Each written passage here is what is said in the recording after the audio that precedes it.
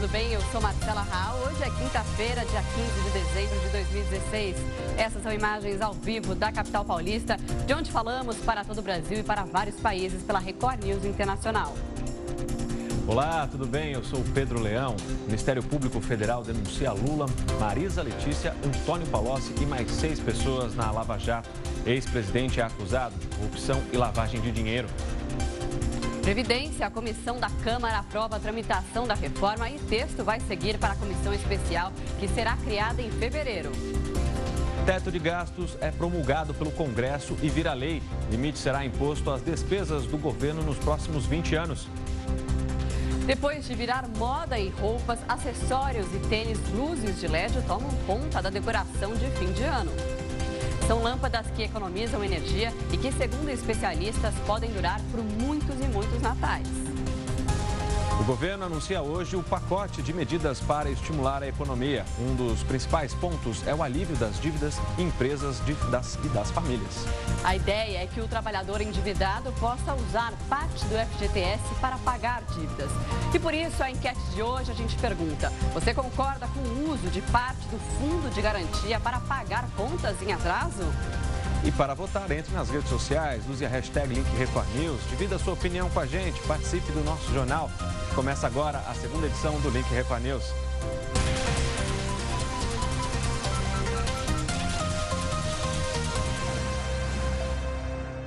E a gente começa essa segunda edição do Link Record News falando sobre o Ministério Público Federal, que denunciou o ex-presidente Luiz Inácio Lula da Silva, do PT, pelos crimes de corrupção passiva e de lavagem de dinheiro por contratos firmados entre a Petrobras e a construtora Odebrecht.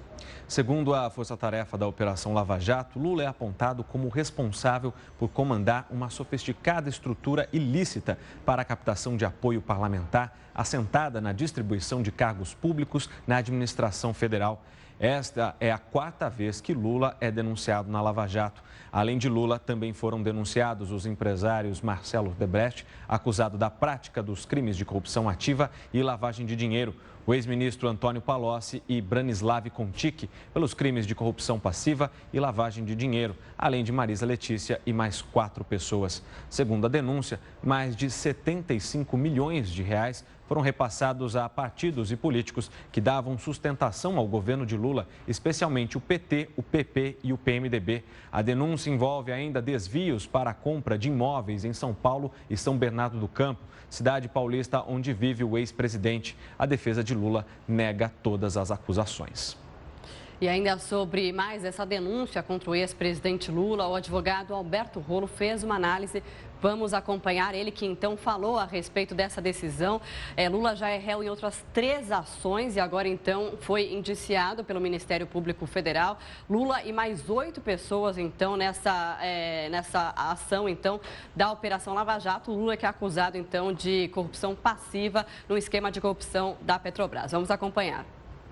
Mais uma denúncia significa que foram feitas as investigações pela Polícia Federal que o Ministério Público entendeu necessárias, né? O Ministério Público, então, analisando essas provas do inquérito que foram coletadas, entendeu que há culpa, né? A culpa do ex-presidente Lula, da esposa dele e de outras pessoas por esses fatos graves, novamente, né? Que envolvem a Petrobras, que envolvem corrupção, desvio de dinheiro.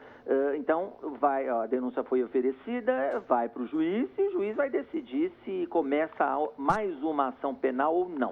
O Ministério Público oferece a denúncia, significa que está convencido de que tem culpa, de que tem gente culpada, que precisa ser processada e lá na frente, se elas forem condenadas, tem que pagar a pena, tem que cumprir a pena, né? Faz parte aí da denúncia que esse apartamento, essa cobertura que é vizinha ao apartamento onde mora o ex-presidente Lula, teria sido comprada por um laranja, né? Que também foi denunciado aí, que na verdade o apartamento seria do ex-presidente, então como não poderia pôr no nome dele, usou o nome desse laranja. E aí foi feito um contrato de locação como se a família locasse aquele imóvel e usufruísse aquele imóvel, só que não tem nenhum pagamento de aluguel. Quer dizer, se eu empresto o imóvel, ou se alguém empresta o imóvel, você vai dizer, olha, eu emprestei, não vou receber nada, ou se eu recebi emprestado, não vou pagar nada. Não é esse o caso. Há um contrato assinado pela esposa do ex-presidente Lula, só que um contrato de locação, portanto, deveria haver um pagamento de aluguel, só que nem quem pagou o aluguel prova que pagou. Ah, mas eu paguei em dinheiro, eu não tenho como provar. Tá bom, então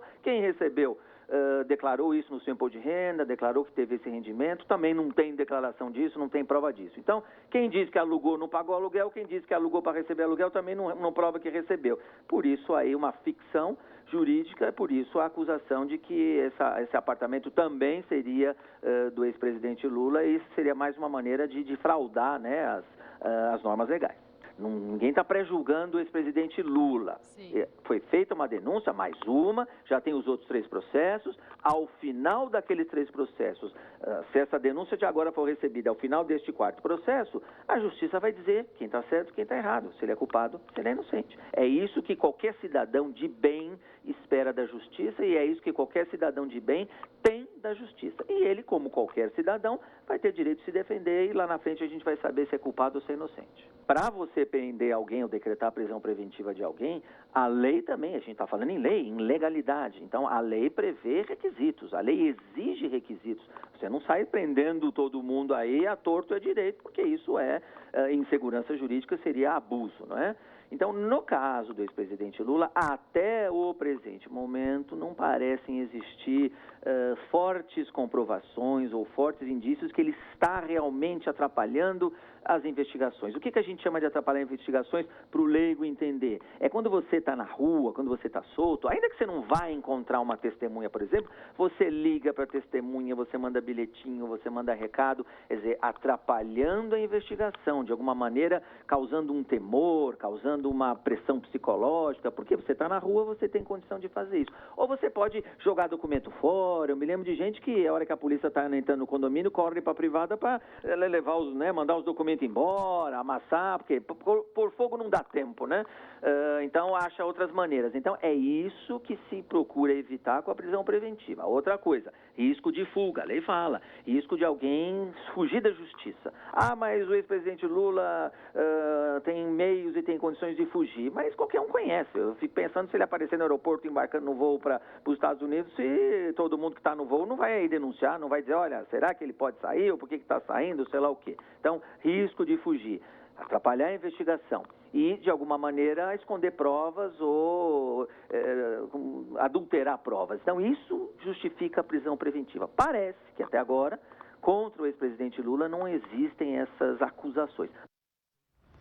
O goleiro Jackson Foman, da Chapecoense, teve alta da UTI e já está na unidade semi-intensiva de um hospital na Zona Sul de São Paulo. A repórter Tainá Falcão tem mais informações. Tainá. De acordo com o último boletim médico do Hospital Albert Einstein, aqui em São Paulo, o goleiro Jackson Foman está bem. Ele está consciente, não teve febre e também não apresentou alterações nas atividades motoras. Isso depois de passar por uma cirurgia na coluna cervical. Jackson Foman ainda vai fazer uma outra cirurgia, desta vez no tornozelo esquerdo. Mas isso só deve acontecer quando ele chegar em Chapecó. O que está previsto para sexta ou sábado, a depender da evolução do quadro de saúde do jogador. O zagueiro Neto, que foi o único sobrevivente a permanecer em um hospital de Medellín, na Colômbia, deve chegar a Chapecó por volta das 21 horas, horário de Brasília. Alan Ruschel e o jornalista Rafael Renzel estão no mesmo hospital em Chapecó, em observação, passando por exames de rotina. Eles devem ficar um período em isolamento por conta do risco de infecções. A companhia aérea boliviana LAMIA anunciou que iniciará os trâmites para indenizar os sobreviventes e familiares dos mortos na queda do avião que transportava a delegação da Chapecoense. O valor da indenização para cada vítima será de $165 mil ou pouco mais de R$550 mil.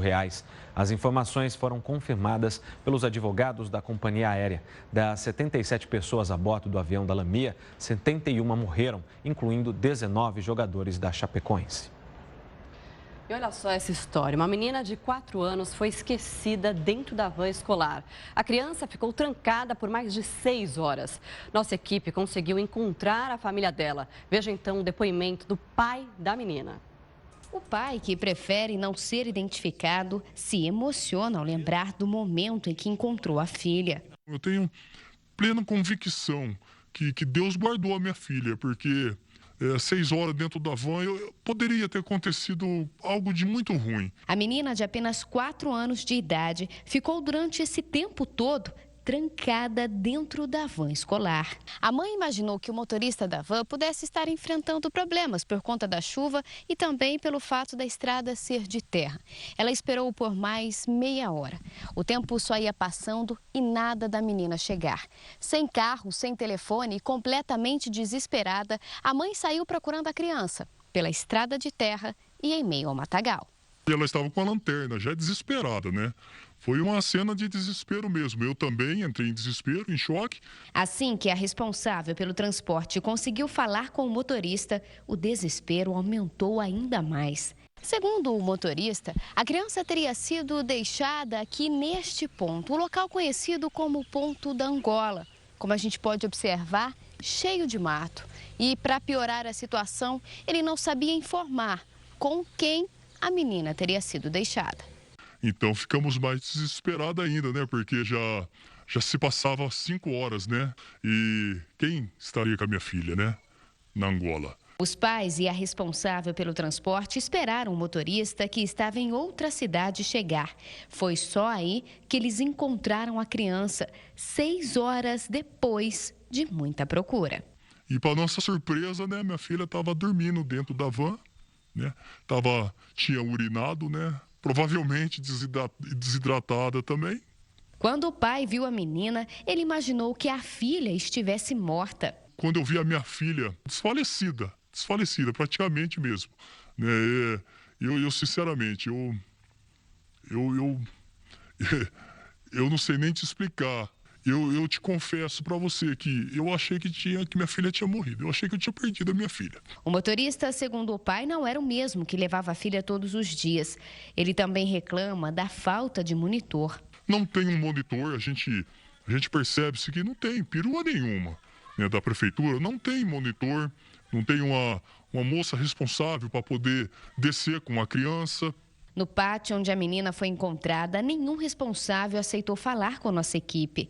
Nós entramos em contato com a prefeitura, mas ninguém quis gravar entrevista. Por nota, a Secretaria de Educação, responsável pelo transporte dos alunos, informou que uma sindicância foi aberta e que todos os envolvidos devem ser ouvidos nos próximos dias. A criança está passando por exames, tudo pago pelos pais. Segundo o casal, ninguém da prefeitura procurou a família para oferecer apoio. Traumatizados, os pais não deixaram a menina terminar o ano letivo e ainda não sabem como vão fazer o ano que vem. A gente não sabe como que vai ser, né? Porque ainda tinha essa semana para ela ir, mas ela já não quis ir. É lógico, né, que não quis ir. Correr o risco de ficar 6 horas dentro de uma van que é uma van escolar de uma escola pública e que a secretaria não dá nenhuma resposta para o que teria acontecido, isso tem que ser investigado, apurado e punido, né? Para essa criança até conseguir ter coragem de voltar para a escola. Ela foi traumatizada e a prefeitura nem para oferecer uma ajuda também de tratamento para essa criança, né? Exatamente. Bom, agora a gente fala de um assunto que interessa a todos os brasileiros, a reforma da Previdência. Deputados da Comissão de Constituição e Justiça da Câmara aprovaram durante a madrugada a proposta de reforma. Mas as medidas ainda vão ser muito discutidas antes da votação final no plenário. A repórter Vanessa Lima tem mais informações direto de Brasília. Olá, pessoal do Link Record News. Agora a reforma vai ser debatida numa comissão especial que só vai ser instalada em fevereiro, depois do recesso dos deputados. Ficou para o ano que vem por causa da pressão dos partidos de oposição. A sessão começou ontem e foram 9 horas de debates até a decisão final por volta das 3 horas da manhã. O parecer que considerou a reforma de acordo com a Constituição só passou na CCJ com o placar apertado, 31 votos a 20. Agora, novas discussões só depois da eleição da nova mesa diretora da Câmara, que deve acontecer em fevereiro. Voltamos ao estúdio da Record News.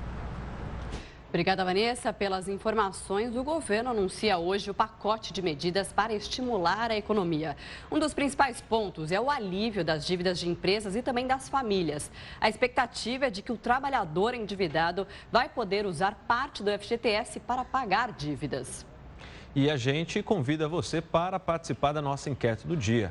Você concorda com o uso de parte do fundo de garantia para pagar dívidas? Pois é, para votar nas nossas redes sociais, entre no Twitter, no Facebook da Record News, comente, participe, use a hashtag @LinkRecordNews para votar na nossa enquete. Se você quiser mandar a sua opinião via WhatsApp, o número vai aparecer aqui embaixo, é o 11 95307 1851. A gente espera a sua participação.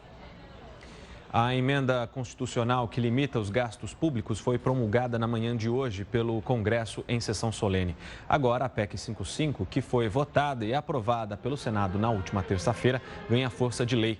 Com isso, os gastos públicos só poderão aumentar de acordo com a inflação do ano anterior. Participaram da sessão os presidentes do Senado, Renan Calheiros, e da Câmara, Rodrigo Maia, além de outros parlamentares. O vice-presidente da Câmara, Valdir Maranhão, foi quem leu a nova emenda constitucional. A sessão durou apenas alguns minutos. Mudando de assunto, uma enfermeira cortou o dedo de um bebê dentro de um hospital, um caso absurdo. Foi durante um procedimento simples de rotina. Ela foi afastada do cargo. A família veio de São Mateus do Sul no início da semana para tratar uma síndrome no coração de Cauã. No primeiro dia de internamento, a mãe entrou em desespero. Aí foi horrível, né? Porque ele perdeu o dedo bem na hora, era só para ela tirar o isolamento que estava na mão. E ela acabou pegando o dedo inteirinho dele e teve que amputar, infelizmente não tem reconstrução. Veio bastante médico, veio uns 8 médicos, porque ele gritava bastante, ele se mordia, se arranhava, né? Que a dor foi bastante. Na hora ela não quis conversar comigo, né? Ela foi correndo se explicar para o médico e a hora que eu fui procurar ela, me informaram que já tinha afastado ela do hospital. A enfermeira realmente foi afastada das funções e o hospital abriu uma investigação para apurar o incidente. A família da vítima acredita que o que aconteceu foi um caso de negligência. O nome da enfermeira não foi divulgado.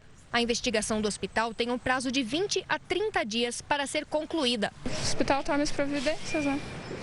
E quem fez isso tem que punir, né? Tem que pagar. E ladrões cavaram um túnel de 5 metros para furtar gasolina de dutos da Petrobras na Grande São Paulo. Pois é, no galpão foram encontrados tanques com capacidade para armazenar mais de 20 mil litros de combustível. Todos estavam cheios. A identificação borracharia era só fachada. Os criminosos usavam o galpão desativado para furtar gasolina de uma tubulação subterrânea da Petrobras. E a polícia só descobriu o crime porque parte do combustível vazou e os moradores sentiram o cheiro. Os ladrões cavaram um buraco de 3 metros de profundidade dentro do galpão. Depois, fizeram um túnel de 5 metros de comprimento para perfurar a tubulação onde passava a gasolina. A gasolina era retirada da tubulação com uma mangueira e ficava armazenada aqui no galpão. Lá dentro estão 7 tanques com capacidade para 21 mil litros de combustível. E quando os policiais chegaram aqui, eles estavam cheios. A gasolina que vazou encharcou o solo e atingiu um córrego que passa ao lado. Já tem um caminhão coletando esse combustível que está vazando, né? A CETESB já está acionada também para avaliar o dano aí, mas houve alguma contaminação sim. Quando a PM chegou, o galpão estava vazio. Por enquanto, nenhum suspeito foi identificado. A polícia ainda não sabe há quanto tempo o combustível vinha sendo retirado da tubulação. E ela começou a falar do protesto. Bom, o Link Record News agora faz uma pausa para os nossos apoiadores e volta em instantes com mais informações. E veja a seguir, vendas de calçados no Brasil caíram 11% neste ano. E ainda, quando você vai a um restaurante, você chega a pedir para levar sobras, então, de viagem ou tem vergonha? A nossa correspondente em Miami nos conta, nos Estados Unidos, nos conta, então, se essa é uma prática, que é uma prática bem comum por lá. A gente mostra em instantes. Até já.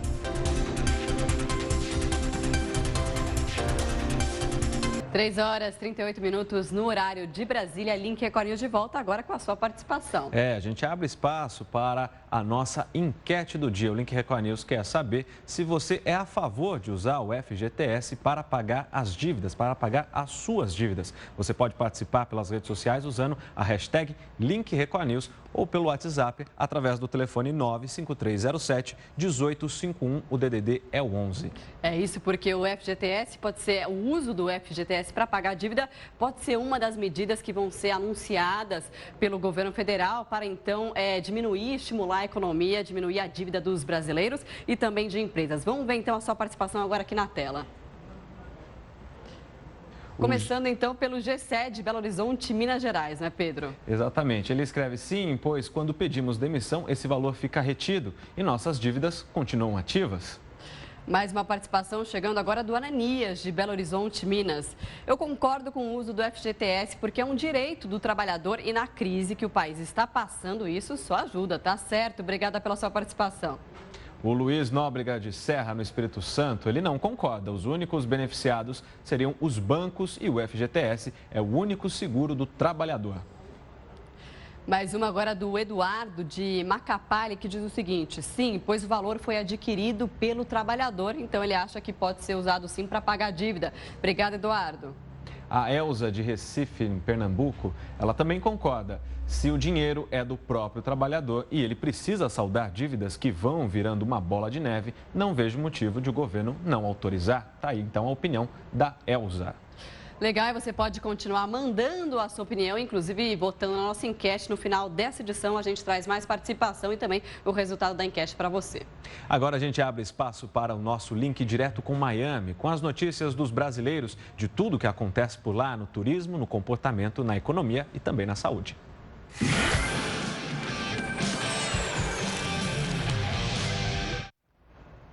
E para isso, vamos ao vivo a Miami com a nossa repórter Tina Roma. Tina, aí nos Estados Unidos os pratos são bem servidos e sempre sobra muita coisa. Aqui no Brasil, quando isso acontece, os brasileiros ficam com um pouco de vergonha de pedir para embrulhar, para levar para casa. Como que é aí? Boa tarde, Tina. Olha, aqui não é vergonha de jeito nenhum, viu? Boa tarde, Marcela, Pedro, boa tarde a todos do Link Record News. Vergonha é você desperdiçar, vergonha é você jogar fora. E como você bem disse, os pratos normalmente aqui são muito bem servidos. E não importa se você está num restaurante chique ou não, não importa a sua classe social, sim, você pode e deve levar para casa. Essa é uma prática muito comum por aqui, que já existe, inclusive foi criada aqui nos Estados Unidos e já existe há mais de 70 anos, gente. Dá uma olhada. Não importa o tipo de restaurante. Nos Estados Unidos, onde normalmente os pratos são bem servidos, ninguém fica com vergonha de levar para casa o que sobrou da refeição. Esse restaurante muito famoso no Brasil acaba de abrir uma filial aqui em Miami. E o dono já sabe que a Dog Bag é um dos itens mais pedidos da casa. Quando você estava se preparando para abrir seu restaurante aqui, você já sabia que a Dog Bag ia ser um sucesso no seu cardápio? Olha, eu estou morando em Miami já há mais de um ano, acompanhando os outros restaurantes como funcionam, e eu já tinha a expectativa de que a Dog Bag ia ser pedida. E muito interessante que a Dog Bag, ela inclusive serve para micro-ondas. Então a gente tinha essa expectativa, buscou uma Dog Bag bacana, de qualidade, para poder atender bem a nossos clientes. Aqui quem é que faz a Dog Bag? É o próprio cliente ou o garçom? Muitos restaurantes que eu frequento, quem faz a Dog Bag é o próprio cliente. Aqui peço para o garçom trazer e ainda faço uma gentileza. Por exemplo, outro dia eu estava vendo, pediram para levar um pedaço do bolo que sobrou, um bolo delicioso de chocolate. E aí eu falei, olha, manda um outro bolo novinho para a pessoa, uma fatia nova, em vez de pegar essa já metade de comida. E você, leva para casa? Eu levo também. Muitas vezes eu estou correndo aqui, eu não consigo comer no restaurante e eu levo a refeição inteira para casa. Eu não chego nem a... não o que sobra, mas eu peço às vezes para fazer a comida. Aliás, no Brasil também fazia muito isso. Levar a Dog Bag para casa é um elogio para o chefe de cozinha e para o dono do restaurante? Levar um Dog Bag para casa é um sinônimo de que o cliente está gostando. Então você já sabe, pode ser no Brasil ou nos Estados Unidos. Da próxima vez que você for a um restaurante, não hesite em levar para casa o que sobrou da sua refeição. Isso é sinal de sabedoria. Tá vendo? Sabedoria, esperteza, não tem que desperdiçar de jeito nenhum. Isso não é vergonha. Tem um detalhe, hein? Aqui nos Estados Unidos, os restaurantes não cobram por essa embalagem. Não há esse valor extra, não. E uma coisa muito interessante que o Isaac falou, normalmente a embalagem vai para o micro-ondas. Então, se você está, por exemplo, aqui nos Estados Unidos de férias, você pode levar a sua dog bag para o hotel. Geralmente no quarto tem um micro-ondas, senão você pede para o serviço de quarto para levar para a cozinha, para esquentar a sua refeição. Você vai ter uma boa refeição da próxima vez, no dia seguinte, por exemplo, e ainda vai economizar dinheiro para gastar com outras coisas nas suas férias, não é, Pedro, Marcela? É isso aí, Tina. Que bobagem essa de ter vergonha de pedir para levar a comida para casa. A gente estava conversando aqui nos bastidores, todo mundo leva para casa sem vergonha nenhuma, viu? Eu levo. Não importa se o restaurante é chique, simples, não é? Você leva, né? Filosofia da minha avó, levo desde sempre. Sem desperdício. É isso aí, Tina. Obrigada pela sua participação. Até semana que vem. Tchau, tchau. Obrigada a vocês. Boa tarde. Bom, e as vendas de calçados, mudando de assunto, no Brasil caíram 11% neste ano. O setor foi salvo pelas exportações que aumentaram principalmente para os Estados Unidos, Argentina e França. O verão ainda nem começou e esta empresa de Novo Hamburgo já fabrica os calçados da coleção outono-inverno. São produzidos em média 1.000 pares por dia. Em ano de crise, a aposta é nas vendas para fora do país. 20% da produção tem mercado garantido no exterior. Cada vez mais eu acho que o design das marcas brasileiras, eu acho que cada vez mais a gente está atraindo os clientes do mercado exterior. O Rio Grande do Sul é o estado que mais exporta calçados no Brasil. De janeiro a novembro, foram vendidos mais de 25 milhões de pares para fora do país. É um crescimento de 42% em relação ao mesmo período do ano passado. Os Estados Unidos são o principal destino dos calçados brasileiros. Argentina e França aparecem na sequência entre os principais compradores. Desde o início do ano, o setor embarcou 108 milhões de pares e movimentou 871 milhões de dólares. A Associação Brasileira das Indústrias de Calçados acredita que as exportações salvaram as empresas de fechar o ano no vermelho. O que nós estamos comemorando esse ano foi o início da recuperação de nossa participação no mercado internacional. Nós tivemos um crescimento em relação ao ano passado de 3% em média. O mercado interno deve terminar 2016 com uma queda de 8% nas vendas na comparação com o ano anterior. Mas a partir de agora, o setor aposta em uma retomada. O mercado interno mostra para o ano de 2017 já um caminho em direção à normalidade. E o Link Record News faz uma pausa para os nossos apoiadores e volta em instantes. Veja a seguir, gerente de agência bancária e a família dela ficam reféns de sequestradores por 12 horas. Bandidos queriam que a mulher sacasse R$800 mil do banco. A gente mostra esse destaque e outros daqui a pouquinho, logo depois do intervalo. Até já.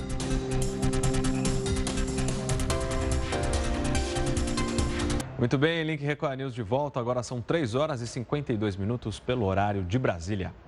Bom, a gente volta com um caso de falta de segurança. A gerente de uma agência bancária e a família dela ficaram reféns de sequestradores por 12 horas. Os bandidos queriam que a mulher sacasse simplesmente R$800 mil do banco para que os familiares fossem então liberados. Os criminosos abordaram a família no momento em que chegava em casa, na região do Taquaral, em Campinas. A gerente do banco, o marido, os filhos de 9 e 6 anos e a mãe dela foram levados para esse imóvel na cidade de Sumaré, que serviu como cativeiro. A família passou cerca de 12 horas em poder dos sequestradores. A todo momento eles tiravam o carregador do fuzil, mostravam a munição e colocavam na arma novamente. A ordem dos bandidos era que a vítima sacasse R$800 mil para que a família dela fosse liberada. Mas os funcionários do banco desconfiaram do nervosismo da colega de trabalho. Nossos policiais, então, passaram a diligenciar, orientar a vítima na condução das negociações. Sem saber do envolvimento da polícia, 2 dos sequestradores passavam a todo momento em frente ao banco com essa motocicleta. Os policiais abordaram e conseguiram prender esses indivíduos. Jean Marcelo Moraes e Israel Rodrigues dos Santos foram presos no local. Os criminosos são de Diadema, na Grande São Paulo, e saíram da cadeia há pouco tempo. A dona da casa, usada como cativeiro, também foi presa. A polícia investiga o envolvimento de mais criminosos no sequestro.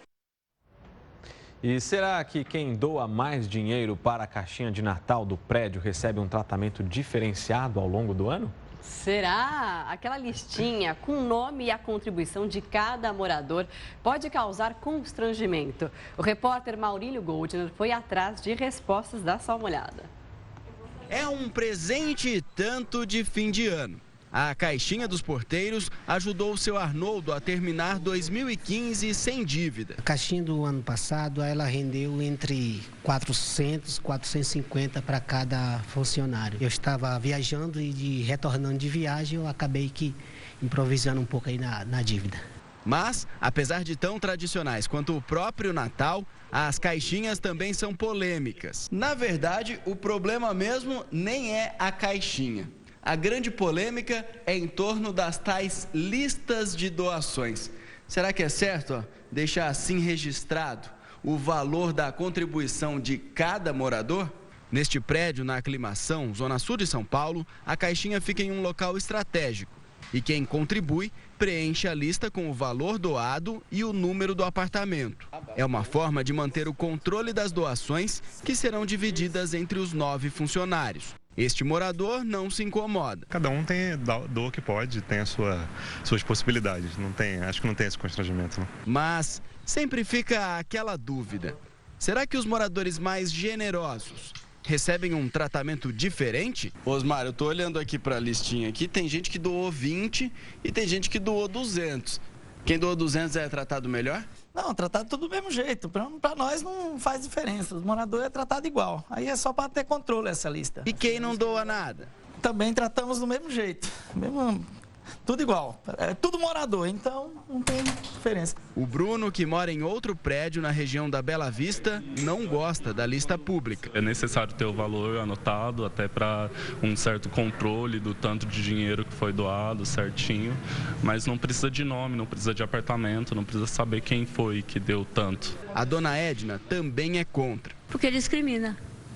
Fica apontando, aquele deu mais, aquele deu menos, não gosto disso. Para este advogado, a contribuição tem que ser voluntária e os condomínios não podem criar taxas extras. Ele ressalta que tem lei para proteger moradores que se sentem constrangidos com a tal lista de Natal. A recomendação é que não conste o nome da pessoa, apenas o apartamento e sem o valor. Todo mundo sabe que Natal é época de exercitar ainda mais a generosidade, mas tem que ser espontâneo, do jeito que cada um achar melhor. Quando mesmo a gente vai fazer alguma coisa, a gente receber um obrigado, isso já é um gesto de carinho, de amor pra gente. Um obrigado e um Feliz Natal, né? Feliz Natal, isso é muito importante. E você, Marcela, contribui com a caixinha ou só um obrigado e Feliz Natal?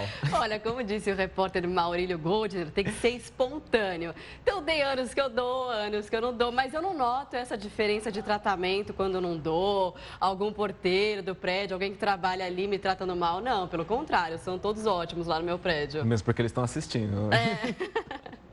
E você? Não, eu contribuo. Ah, então tá bom. Bom, a gente faz um rápido intervalo e volta em instantes com mais informações. No próximo bloco tem a sua opinião aqui no Link Record News. Até já.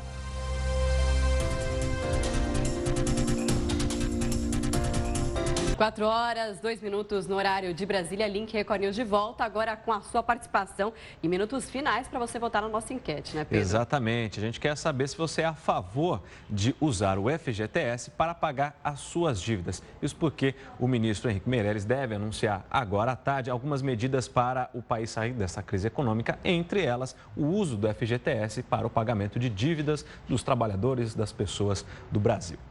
E você pode votar através das nossas redes sociais usando a hashtag #LinkRecordNews. Bom, enquanto você vota, então, na nossa enquete, a gente vai mostrar algumas opiniões aqui na tela via WhatsApp. Olha só as opiniões, então, que chegaram do Eliezer, de São Lourenço da Mata, Pernambuco. Não, é uma reserva que o trabalhador tem para outros fins. O governo deveria baixar os juros dos bancos e cartão de crédito que estão nas alturas. Essa é a opinião, então, do Eliezer. Obrigada. Agora, a Nelma de Miguel Camon, na Bahia, sim, pois se o dinheiro é do trabalhador, ele deve usar para se manter sem dívidas. Legal, agora a participação do Wanderson de Iguaba Grande do Rio. Sou a favor, pois é uma reserva que pertence ao trabalhador para ser usado em momento oportuno. Opinião registrada, então. Agora a gente aproveita para saber o resultado da nossa enquete a respeito dessa pergunta que a gente fez hoje. Você acha que deve ser usado o FGTS para pagar dívidas, que o governo deve liberar o uso do FGTS para esse fim? Vamos ver aqui o resultado final na tela, então. 80% achando que sim, falam que sim, que acreditam que isso pode ser uma forma, então, de tirar, inclusive, o trabalhador da crise econômica. E 20% disseram que não, que esse não deve ser o fim para o FGTS. A gente aproveita para agradecer a sua participação e amanhã tem mais enquete aqui no Link Record News. E esta edição do Link Record News fica por aqui. Quer sugerir algum assunto para o jornal? Mande uma mensagem para o nosso WhatsApp, participe das nossas redes sociais, use a hashtag Link Record News. Acesse também a nossa página no Facebook e no nosso Twitter. Entre na página da Record News no portal R7. O Link Record News vai ao ar em 2 edições, às 11 da manhã e às 3 da tarde. Record News, informação para você crescer. Até amanhã.